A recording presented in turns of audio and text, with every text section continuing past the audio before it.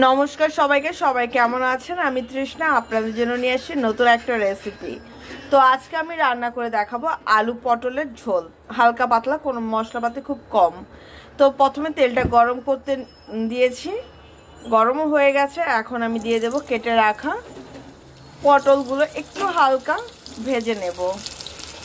পটলটা ধোয়ার পর দেওয়ার পরে দিয়ে দিলাম সামান্য একটু লবণ, দিয়ে দেব সামান্য একটু হলুদ, একটু সুন্দর করে ভেজে নেব।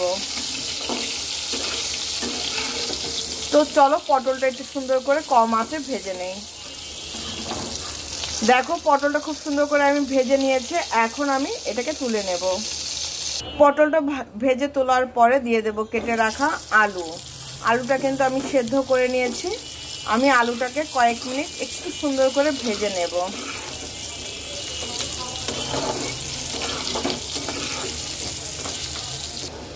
দেখো আলুটাও সুন্দর করে আমি ভেজে নিয়েছি। এখন আমি আলুটাকে তুলে নেব।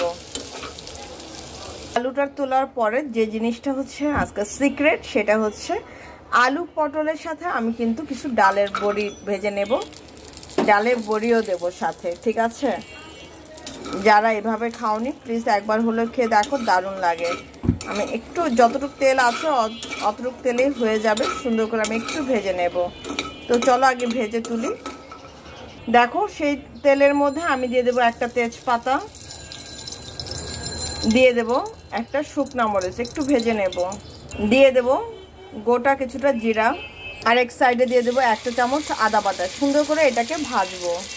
আদা আর জিরাটা সুন্দর করে ভাজা হয়ে গেলে দিয়ে দেবো একটা চামচ হলুদের গুঁড়া, দিয়ে দেবো একটা চামচ ধনিয়া গুঁড়া, দিয়ে দেব কাঁচা মরিচ। একটু মিক্সড করব 1 সেকেন্ডের জন্য। আর এর মধ্যে আমি দিয়ে দেব কষানোর জন্য হালকা একটু জল। আমি দিয়ে দিলাম সামান্য একটু জল। এবার মশলাটাকে সুন্দর করে আমি কষাবো। তো মশলাটা সেই পর্যন্ত কষাবো যে পর্যন্ত না আমার তেল ছাড়বে। তো চলো এখন এটা হতে থাক। দেখো আমার কিন্তু মশলাটা খুব সুন্দর মতন কষানো হয়ে গেছে, তেলও ছেড়ে দিয়েছে। ঠিক এই সময়ে আমি দিয়ে দেব ভেজে রাখা আলু আর পটলটা। আমি দিয়ে দিলাম ভেজে রাখা আলু আর পটল। এবার এটা একটু সুন্দর করে মিক্সড করে দেব। আর এখন আমি দিয়ে দেব স্বাদ অনুযায়ী লবণ। লবণটা কিন্তু আমি এখন ব্যবহার করিনি, ঠিক এই সময় ব্যবহার করব। আমি দিয়ে দিলাম স্বাদ অনুযায়ী লবণ। লবণটা দিয়ে দেওয়ার পর দিয়ে দেব হচ্ছে ডালের বড়িগুলা। এবার আমি সব কিছু খুব সুন্দর করে কিছুক্ষণ কষাবো। তো একটু মিক্সড করে দিলাম। মিক্সড করে দেওয়ার পরে আমি এখন এটাকে ঢেকে দেব কম আঁচে, মিনিমাম 5 থেকে 7 মিনিট কষাবো। তো চলো এখন আমি ঢেকে দিই। মিক্সড করা হয়ে গেছে, ডান। দেখো আমার কিন্তু কষানো হয়ে গেছে। মিনিমাম আমি 5 থেকে 6 মিনিট কষিয়েছি। এখন আমি দিয়ে দেব ঝোলের জন্য জল। তো চলো দিয়ে দিই ঝোলের জলটা। আমি দিয়ে দিলাম ঝোলের জল। একটু নেড়ে দেব। নেড়ে দেওয়ার পরে এখন আমি আর এটাকে ঢাকবো না, হওয়ার জন্য ওয়েট করব। বলক আসা আগ পর্যন্ত আমরা ওয়েট করব। এখন আমি দিয়ে দেব একটা চামচ জিরার গুঁড়া। জিরার গুঁড়াটা দেওয়ার পরে একটু নেড়ে দেব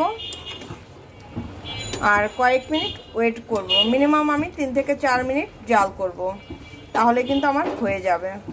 দেখো আমার ডালের বড়ি, আলু আর পটলের ঝোলটা হয়ে গেছে। এখন আমি এটা নামিয়ে নেব। চলো নামানোর পর ফাইনাল লুকটা শেয়ার করছি।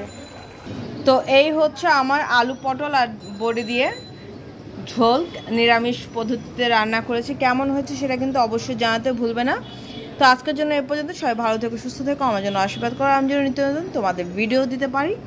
আর এরকম করে কে কে খাও বা কার ভালো লাগে অবশ্যই কিন্তু জানাতে ভুল করো না, ঠিক আছে? তো আজকের জন্য এই পর্যন্তই, টাটা।